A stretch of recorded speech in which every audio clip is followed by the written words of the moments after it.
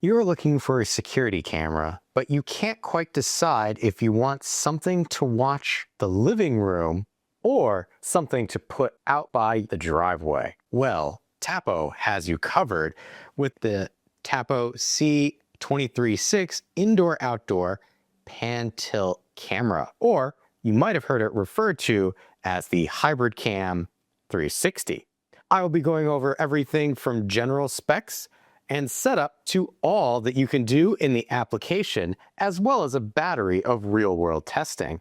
I'm Wanderer 001. We have a lot to cover. Let's get into it. Starting things off with your general specifications, you are looking at a camera that is 4.15 inches tall with a width of 3.6 and a depth at the base here of 2.7. The base could also be the top, but we'll get into that a little later. Coming to our camera area, up at the top there, we have our LED status light. We have our microphone. Over on the right-hand side here, you're going to see this golden circle. One, that's going to tell you the resolution of this camera compared to others that you might see that look exactly like this. And that gold indicates that this is a 3K camera. Inside of our gold halo, we have one LED light and one IR light and an ambient light sensor. Coming over to our camera lens, you are looking at a resolution of 2880 by 1620, 5 megapixel. That's going to give you that 3K video quality. And if we come around, because this is listed as an indoor-outdoor, even though I tested this solely as an indoor camera, there's a little lip around the camera lens itself, which would help to keep rain off of it. Field of view, you're looking at 105 degrees diagonal with 88 horizontal. Frames per second from the video is going to be 30 FPS. You also have a motion range, because this is a PT camera, of 360 horizontal and 152 vertical. So you can actually have this, if you have this mounted outside, pretty much see right underneath the camera, which is a nice segue point to showing you the underside of the camera area. If we peel off this rubberized flap, this is going to be where your reset button is, as well as your micro SD card slot. This camera can accept up to a 512 gigabyte micro SD card, but also can be attached to the Tapo H500, which is their hub solution that can have up to 16 terabytes of space. If we bring our camera around to the back, you're going to see your small speaker, as well as your recessed USB-C power port.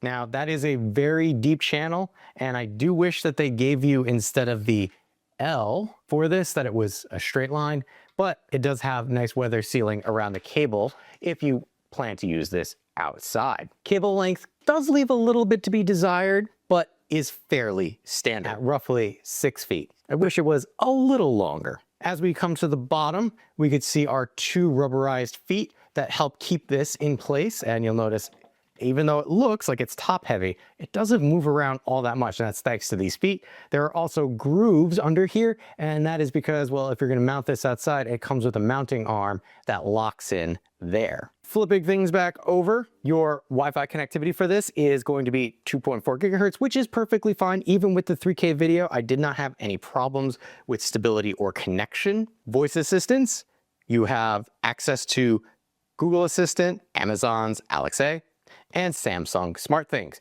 If you are going to be using this outside, it does have a weather rating of IP65 and has an operating temperature of between -4 degrees and up to 122 degrees. One thing I wanted to point out is the way that this camera handles motion range, and sometimes you'll have a foot on the bottom that spins. This, the base here, has a plate that attaches to the camera arm, and that's what moves around. Now, if you have this upside down, it'll be a little less likely to get water in here.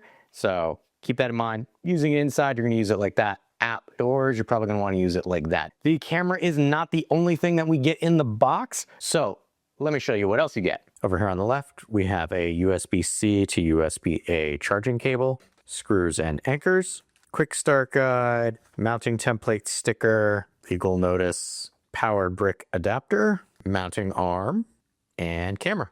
Now that we know all that comes with our camera setup, What's next? This is a smart device. We need to set it up before we can actually use it. Let me show you what that was like. You're going to open up your Tapo app, make sure you have an account set up. You're going to plug in your hybrid cam here. So we can see it's got a red light. It's going to go through a boot process. While it does that, in the application, we're going to come up to the upper right-hand corner, hit the plus sign, add a device. This is an indoor-outdoor, but we can cheat. Search for Tapo C236, which is the actual model number for this camera. We are flashing red and green already, so we're going to hit next. We have to connect to the Wi-Fi network that this camera is producing. And there you can see it has already hooked itself up. Has my password there, but the next screen will show the password in plain text. Tapo really needs to fix that, but we're going to hit next. And now this should connect. Connecting to Wi-Fi. Yep, there we go, connecting to Wi-Fi. We'll give that a second to do what it needs to do. Connect it automatically to my Alexa. So based on this, I know this screen sometimes locks up with Tapo devices, pairing to your Tapo device. Yeah, there we go. All situated. We're going to leave the device name as is. Where is this going to be located? This is mostly for its grouping. It's going to say living room. We can pick a image to represent this, or we can take one ourselves if we'd prefer. We'll say that. And next. Once you're ready, configuration complete. Sounds good. You have a 180-day trial of Tapo Care. You don't need it, but we're just going to hit dismiss for now. You have a micro SD card. You can use that. When would you like this to check for updates? If you've got a lot of other Tapo devices, I would suggest changing the time period for that like I'm doing, but you don't have to. And this will just automatically check for firmware every day. And now before you start, take your device to the location that you're going to use it and check the Wi-Fi. I'm going to leave it as is just so you can see this. We can test the Wi-Fi signal. So we're good. We can either test again or move on. I'm going to move on. And then how are you going to mount this? Sitting on a table, wall mount, or ceiling mount, or a pole mount. Extra accessories sold separately, but this will walk you through the mounting guide. I'm just going to use this sitting on a table. We can check the preview and we'll give that a second to load up. There you can actually see my hand. And there you go. That was set up for the C236. With setup out of the way, this device is only half of the equation when considering a smart camera to have around your home. The other half is the application and what you can do with it. First and foremost, I want to state that Tapo is one of the few manufacturers out there that gives you free AI detection and notification, as well as local storage. For everything else this camera can do, let me show you that in the application. Once we load up the Tapo app, we can see it here listed on my home screen of cameras. We do have the ability to turn this camera into privacy mode right from this screen, but once we select it and open it up, here we have our live view. At the top of the page, this is going to be the name of the device. Underneath that, you're going to see the bit rate for the camera. Tapping our live picture is going to show us a couple extra options starting here on the left. If I select this, this will allow me to add other Tapo cameras to this view. So here I have several other Tapo cameras. I could say this one, and then add the devices to the view. Now, some of those might not actually be on at the moment, but I can select a different one from here. I can select my box in the lower left-hand corner to bring it back to my single view, and then I can swipe through my cameras by going left to right if I wished. Next to that, we have our camera video quality. You have 3K, and then your 360 or auto. There's no in between. Those are your three options. To the right of that, we have auto. This is going to be for your day-night mode. You can force it to stay in day mode, or you can force it to stay in night mode. To the right of that is our full screen mode. Here you can see it's going to change where some of the buttons are, but this gives you a good idea of what that full screen aspect ratio looks like. A lot more detail compared to this itty-bitty screen. The camera does support pinch to zoom. This is going to be a digital zoom. So there you can see I'm getting 13 times zoom. Double tapping will bring it all the way back out. If I double tap, I can bump it in to 2.5 zoom if I wanted to. Again, digital zoom. Coming down, first icon here is photo. This is going to take a still frame of whatever happens to be on screen at the moment.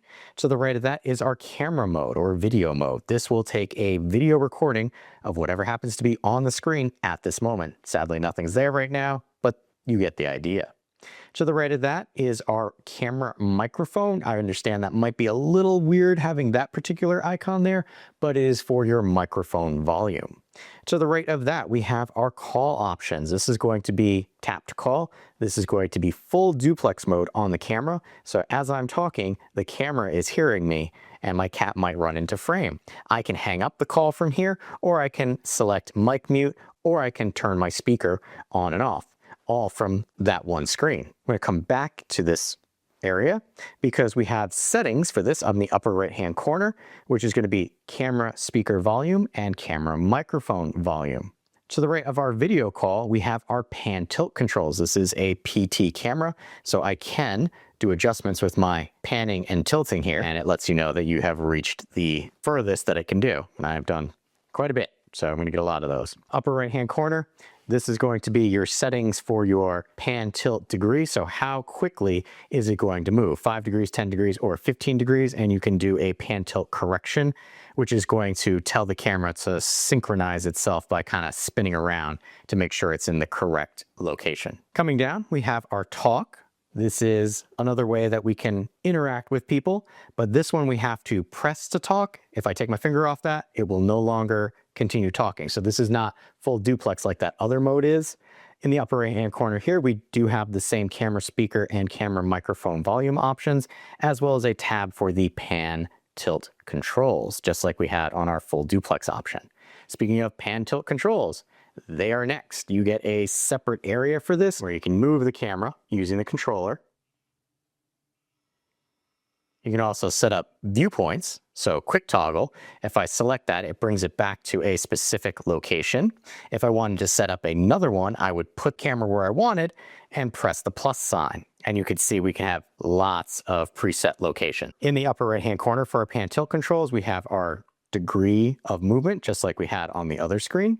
To the right of pan tilt in the middle here, we have patrol mode. So that's going to be a vertical, which will move the camera up and down, and then a horizontal, which will move left to right. This is not a true patrol mode, as it will just one sweep up and down or left and right. You do have to set up at least one viewpoint for this to actually kick off. Upper right hand corner here, still going to have that pan tilt degree action. Next to that is pano. This will create a panoramic picture, either a 360, 270, or a 180. If you create a pano, what this will allow you to do is it will create a picture that you can stitch together, and rather than moving the camera on your own, you can select a location on the image and that will bring you right to it. So think of it as almost like creating a portrait of waypoints that you can go to, and then it's running a self-check on itself before it starts there. And here you're going to see it's going to create the pano, and we will come back once it's done. All right, so here we go. Pano is done. Do I want to save this? I'm going to select yes. And then from here, you can move it to where you want it to go. So if I want it to come over here, I want it to come back here, and we'll just center that a little more. There we go. And I can take a picture if I wanted to, but that is our pano. And all that was under our pan tilt controls. Coming to the right, we have our alarm. This is going to enable the triggering of the alarm. So it's not actually going to set the alarm off. You will need movement to happen. To the right of that, we have privacy mode. We'll put the camera into a privacy mode. You will not see anything. It will not record anything. And to exit it, you simply select again, and it will re-enable the camera. Coming down, we have our light. When you first trigger this, it's going to tell you the default is 5 minutes of being on. Obviously, you can't really see what it looks like with it triggered here, but hopefully this inserted clip will allow you to see what it actually looks like in a dark environment. To the right of that, we have our tag on and off. This will tag somebody or a person on screen with a box letting you know, hey, there's movement here, and make it a little easier to follow. AI zoom will enable the camera to, once it sees somebody, it will zoom in on them to give you a closer look. To the right of that, we have our Tapo Care. These are going to be your paid services from Tapo, but keep in mind that you do not actually need any of these services for this camera to be a fully functional camera. Starting off, you have your cloud. So that's going to give you your cloud storage. You could see your pricing there. You have your advanced. So this is your advanced cloud. What do you get with that? You could see 30 days versus 180 days and 24/7 capture. And then advanced AI gives you a lot of extra things in there. You can see the current as of filming pricing. Again, you don't need any of that for this to be a functional camera, but there are some nice to haves in there if you're looking to enhance the functionality of the camera. Coming down, we have our playback and downloads. Selecting this will bring up a timeline of your video feed. And I'm just gonna let that sit there for a second because right here in the upper right-hand corner, we have the ability to change our speed as slow as 1/16 or as fast as 16 times. Now, right now, I have this as a 24/7 recording, which is why I'm able to do that. I can play pause, I can mute or unmute. I can take a snapshot just like we could in the live feed. And if this is playing just like in the live feed, I can record video right from this without having to download it. We're gonna hit stop. And then I have my cut tool, which will allow me to, depending on the clip that I'm on, adjust the size and length before downloading. This way I don't have to download extra space if I don't need to. And then to the right of that would be our full screen mode.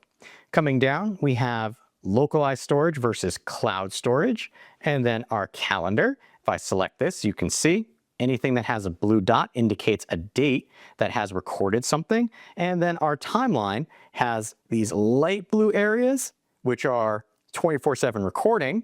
Then we have these dark blue areas, which I can zoom in on the timeline simply by pinching in, which indicates that a person was seen. And there you can see it highlights the clip where the person is. And if I pinch to zoom this out again, you also have orange lines, which indicate that there was movement.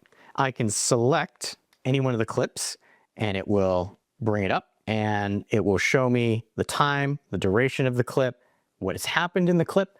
And if I want to download this, I simply select the three dots to the right. I can select download, correct event type, or cancel. I'm going to first start with correct event type. So right here it says this was motion and this was a person. I can adjust any one of these and hit apply if I want to help Tapo make their AI smarter. Coming back to our three dots, if I select download, it will download this clip for offline viewing and make it accessible in the upper right-hand corner here in my downloads section. Now from here, I can simply select the three dots. I can select and I can share, favorite, download, or delete, and I can do that with multiple things. I can also filter. Am I looking for photo, video, cloud video, summary? So if you've got a lot of downloads that you need to work through, that filter is very helpful. Coming back to our home screen, we have our Tapo Care cloud storage predominantly on the bottom. You can X that off and it will go away. Doesn't mean you can't access it from other locations. And that has been all of our camera controls. Let's move up to our camera settings. Simply selecting the sprocket in the upper right-hand corner will bring you into the settings area. Here we have our icon, our name, and our location, as well as device info. Selecting that does show a lot of personal information, so I won't be showing you that, but that's how you can change name, location, see the Wi-Fi network, things of that nature. Detection. When we select this, we have the ability to turn auto tracking on and off, so we can either track all activity or we can track specific. And we can either track person, pet, or vehicle. So if I only want to track people, I leave it there, hit save. Now it will only auto track people. Coming down, we have our detection zones. Right now I have it set for all. If I select this, I can set for each, which will allow me to change specific areas. So if I select edit here, I have motion zone, people, pet, vehicle. So hypothetically, for a person, maybe I only care if they're over here sitting in the dining room. I would then hit save and that would save it, or I can add several other zones. And if I want my pet, maybe my pet, I only care if they're over in this area. And then I would hit save, and then I would have two very unique motion zones. Now I can add zones, I can delete zones, I can clear all, which would be helpful if I come over to this one. I can either do it one at a time or I can clear them all. So there we go. No zones. And then I could do this in landscape mode, which would make it a little easier to do because you have more space to work with. Coming down, once we have our zones, we can select what type of detection do we want. Do we want motion? Do we want person? Do we want pet? Do we want vehicle? Do we want line cross? Or do we want camera tampering or baby crying? So this could be used as an indoor camera, so baby crying is helpful. Camera tampering, if you turn that on, if somebody messes with it, it'll send you a notification and you can adjust your sensitivity. Line crossing, if I turn that on, will allow me to set a line. In this case, it's starting off vertical, but we're going to adjust the settings here. So I can drag that here. So right now, it will send a notification for a line cross in either direction. But if I come here, I can add more, I can delete, or I can switch the direction. This is important. Tapping this, now I'll only get line cross notifications from somebody coming this way through frame. Switch it again, now it's only this way through frame. And then back will do both ways. So the line cross is a very unique and powerful feature if you need that kind of information. Coming down, you can also schedule when that happens. So you don't have to have your line cross available, sending you notifications all the time. Coming out, we have our alarm. You can toggle this on and you can have alarm type. Do you want sound and light, or just sound? Sound type. You have how loud do you want it? The sound, whether that's the default, and then you have your siren, emergency, or red alert.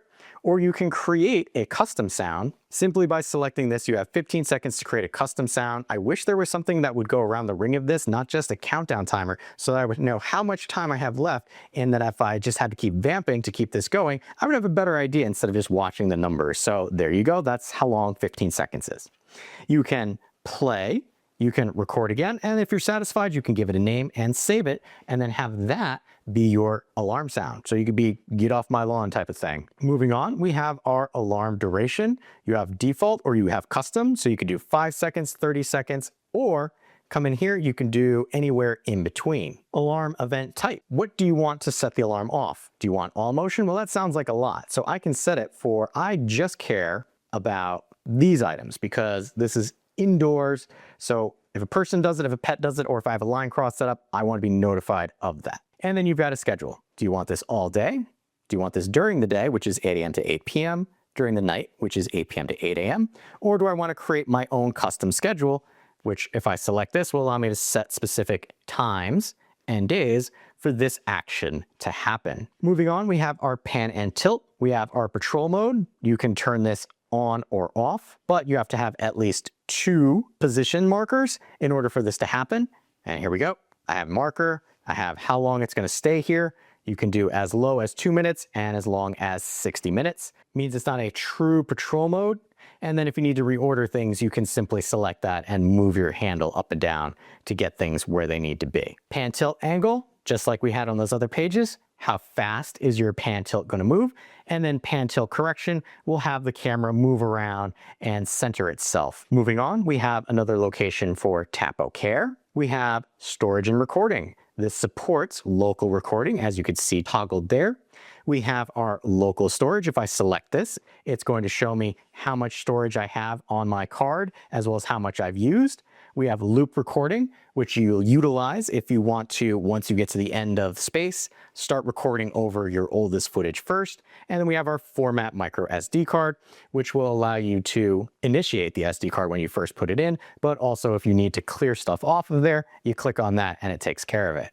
We also have our record sound toggle on and off. If you live in an area that you need to worry about that, that's where you go to do that. Next, video and display. Up at the top are night mode settings. You have infrared, which is going to be IR lights. You have your full color mode, which turns the spotlights on to clearly see what's going on. And then you have smart mode, which will turn the spotlights on automatically when a person, pet, or vehicle are detected.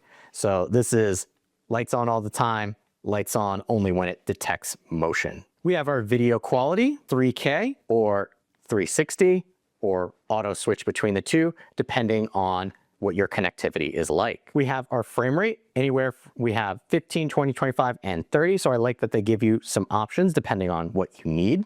We have invert image, which if you're mounting this on the ceiling, what this is going to do is flip the picture around. So if I come to the front here, now my picture's upside down. Next, we have privacy zone. What this will allow us to do is to create a box, and that box will not record, will not show. And you could set up multiple if you wanted, but we're going to put a box here, give you an idea. I'm going to hit save, and now there's a black box. This black box will not be visible to me, will not show up in recordings. The one problem with a privacy zone. You can see that the box itself is fixed on the video frame. It's not free floating. It's going to follow the camera around. For a pan tilt camera, it's not great to have a privacy zone, and I wish Tapo would kind of give you a warning about that, especially on their PT cameras. Detection tagging, well, if I turn that on, you can see that's the box. Then we have a label, whether it's a person or a pet. On-screen display information, we have the Tapo logo. We have display text, so if I turn this on, I can have docking bay 3 in the corner of my video. And then I have our date and time, if we want that as part of our video. Display tag on screen, well, you've got your speed tag right there. I showed you that. That was the bit rate. And then the live tag. Coming out, we have our spotlight brightness. You can adjust this anywhere from 5 to 1, and then it would give you kind of a live feed. If I tap that, it would let me see exactly how bright it is. You can kind of see it in the corner there, but it's not as dark as it could be. To demonstrate this, we have our on-off duration, so 5, 10, 15, or 30 minutes. We have our LED status light on our camera, letting us know if the camera's on and functioning. We have our network connectivity. If I need to change my Wi-Fi, that's where I can do that. We have another location to enable or disable our privacy mode. Coming down, we have notifications. I have this currently turned off, but you can turn this on and you can select activity type. What type of activity do you want to get notified for? So this is inside, so I really only care about camera tampering, pet, and person. And if I set those up, now those will be the only activities that send me a notification. You can schedule this always, or you can do during the day, during the night, or a custom time frame, just like we had before. And then you have your rich notifications. This is the one place where Tapo requires you to have that Tapo Care subscription if you want more than just a simple text message saying, hey, I noticed something was happening. Moving on, we have our advanced settings. If I come in here, we have our camera account on or off. This camera account will allow you to work with third-party devices such as NVRs and NAS services via the RTSP protocol. So if you don't have that, don't want that, or don't know what that is, stay out of there. We've got network settings, which more advanced features, as you might suspect. Static IP, dedicated IPs, that's all in there. Power line frequency, you've got auto 50 or 60 hertz. This is kind of to avoid flickering in your video. You've got UPnP, don't know what that is, stay out of there, but you can turn that on and off from there. Voice call mode, standard or compatible. If you select compatible, it's going to degrade your video, but you're going to be able to hear your audio. Likewise, display settings, you have hardware acceleration and compatible mode. If you absolutely need your video, you change it to compatibility mode and it will degrade everything else in order to make sure your video comes through. You've got diagnostic on or off. If you don't need that, don't mess with it. It just will gather information on your camera so that you could send it to Tapo if you needed to. Share this device. Selecting this will allow you to share this device with another Tapo user. They need to have their own account in order to access your camera. Smart actions will allow you to set up if this then that scenarios for your camera, such as if this camera sees a person, turn on a light. If this camera sees a pet, set off an alarm. And they give you a couple of examples here of how you can do this, or you can create your own by coming to the upper right-hand corner, selecting the plus sign, automations. Every time when you add a trigger, you would say this camera, if clause if you want, then action, control a device, control multiple devices, ring, do a lot of things. It's a very simple, smart action setup straight from Tapo. Moving on, we have the user guide. You select this, welcome guide, mounting guide. It's all there if you need it. Support center, well, it'll bring you right to the support page for this particular camera.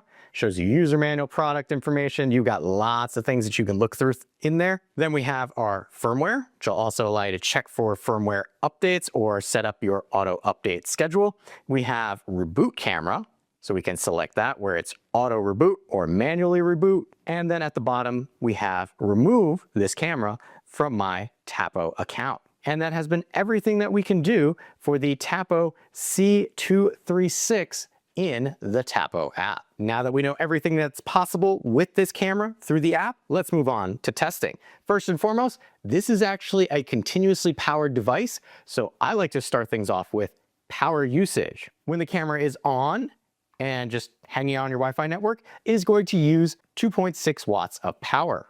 If it's moving the head, it's going to use 3.1 watts of power. Stationary, but using IR lights, it will use 3.1 watts of power. IR lights with the camera head moving will use 3.8 watts of power. LED lights while the camera head is stationary uses 3.3 watts, and then LED while moving uses 4 watts of power. Keep in mind when the camera is moving, those are the peaks that you can expect because the camera itself will not continuously be moving. Even if it's tracking something, something will eventually stop moving. With our power usage out of the way, we move on to audio. How good does the audio sound from the camera itself and from the camera to the application? Let's take a listen. Sally sells seashells by the seashore. Peter Piper picked a pack of pickled peppers. Test 1, test 2, test 3, and test. Sally sells seashells by the seashore. Peter Piper picked a pack of pickled peppers. Test 1, test 2, test 3, and test. Alarm test. One other point that I like to bring out with cameras that have motion is it's not only how the camera sounds when things aren't moving around. Because this is a PT camera, it has a motor. That motor is going to either have an ambient sound in the room that it's in or show up in the video that you're viewing. How does that sound? Let's take a listen.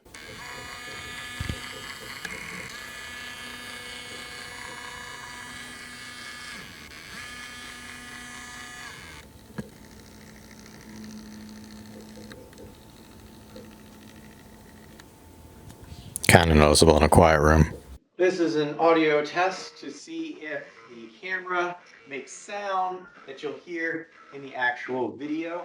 So the motor rotation sound, I'm just going back and forth to give it the opportunity to make a noise to see if it shows up in the audio. Moving on, video. What I want to start off with saying is over in the right-hand corner there will be a link to the full-res video samples from this camera as they will be downgraded to 1080 within this video. Let me show you some examples. Sun's kind of gone down. There's a cat moving through a frame now. So you got more to look at than just me. And this was okay. The pivot head is moving. Gonna do this without. I have it set to only track a person so that the cat does not interfere with the tracking process. Come around this way and back out. But she's around, so you'll be able to see her. Cross now over where the light is. Cat's still up on the couch because she's done for the night. Gonna go over this way. Kind of show you how things look. Got it following me. On the side here. Doesn't realize I'm here. Yeah, there we go. Alright. Really need to get brighter lights in here, honestly. So, come around this way. Looks pretty good for tracking. Swing around here. Momentarily. There we go. So, here I am. It's got one IR light from what I see. It's not terribly bright, but it's also not doing a terrible job of lighting things up. You're gonna probably see me trip over something at some point because I'm doing these in rapid succession and quickly it picks me up when I round the corner here. So there we go. It has seen me. Weave between the coffee table. I really should have moved the coffee table for these, I think. Alright, come around here. I think I just heard the car door, so I have to end this one real quick. Right? See if it picks me up on the other side as I walk. Not great, but not terrible. I'm a little in shadow, I can see further out. But we'll come around here. Does a okay job lighting a target up. Come around this way. I'm not going to trip over the table this time. Hallway. Now that I'm over in the living room. See? Hasn't quite focused in on me yet. I think the, yeah, there we go. The white of the hall was blocking its view of me. So, it took a bit to see me. I had to get kind of close before it decided to start tracking me.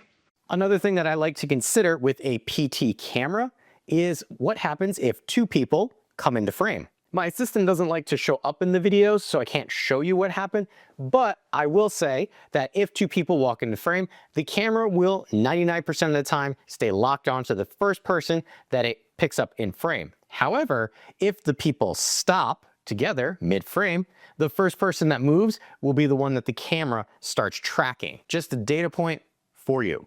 Moving on, we have detection speed. This is a continuously powered device, meaning it's going to use pixel-based detection, not having to rely on a PIR sensor like you would find in a battery-powered camera. How well did it do? Let's take a look. Notification speed test. It's around the corner there. I am on 5G. So we'll see how quickly it picks me up as soon as I come around this corner. It should see me. All right, 3.7 seconds, not bad. This will be another notification speed test on 5G. This time I have it set for motion, not just people. So let's go.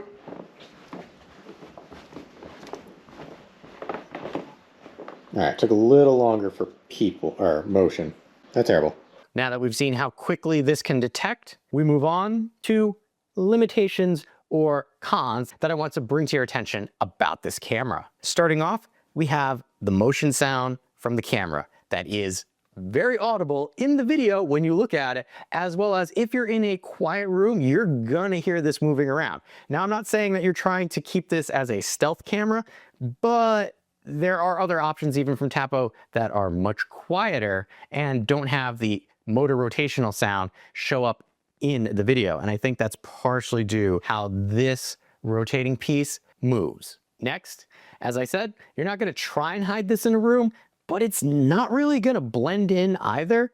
It does kind of look very Wall-E-like. Just know it's not going to blend in with your home decor unless you have a very specific look going. One other con to consider is when using this indoor, you are gonna have a limited ability to look down in front of the camera, as opposed to if you're using this outside and it's mounted like this, you pretty much can see right underneath the camera. So just know, if you're gonna use this indoors, you're gonna be using it for a further away view as opposed to right up in front of it. And the last con that I could come up with is I feel that there are better alternatives from Tapo than this camera. Yes, this is a 3K camera, and one of the alternatives I'm thinking of is only a 2K camera, but you get two different lenses in that it's a dual lens setup. You don't have rotational noise from the camera or in the video, and it also is a powered indoor-outdoor camera. This camera feels like it fits a very small niche, and I just wanted to make sure that you were aware of alternatives when looking at this. Overall, this camera makes sense for some, mainly those that want or need 3K video clarity and are perfectly fine with not having a dual lens camera of the same form factor with 2K video from both lenses. Also, if you like the idea of having a switch hitter in one camera being able to be operated both indoors and out, and like having a powered camera option, this could be the camera for you. The big plus for this camera over some of the other options out there that Tapo offers is its affordability. When compared to those other camera options, this is going to be the more economical option, which makes this a good camera for those just starting out or looking to add a new camera to their already established smart home. Because of this, I can recommend the Tapo C236. Does this sound like the indoor-outdoor pan-tilt camera you've been looking for? I will have a link where you can pick one up for yourself in the description area below. If you appreciate the time and effort that goes into making comprehensive videos like this, make sure to hit that like button to help other people find the video as well. If you like what I'm doing here and want to be notified of my next review, hit that subscribe button. Still not sure this is the right indoor-outdoor pan-tilt camera for you? On screen now, you'll see two other reviews that I've done to help you make a more informed decision for yourself.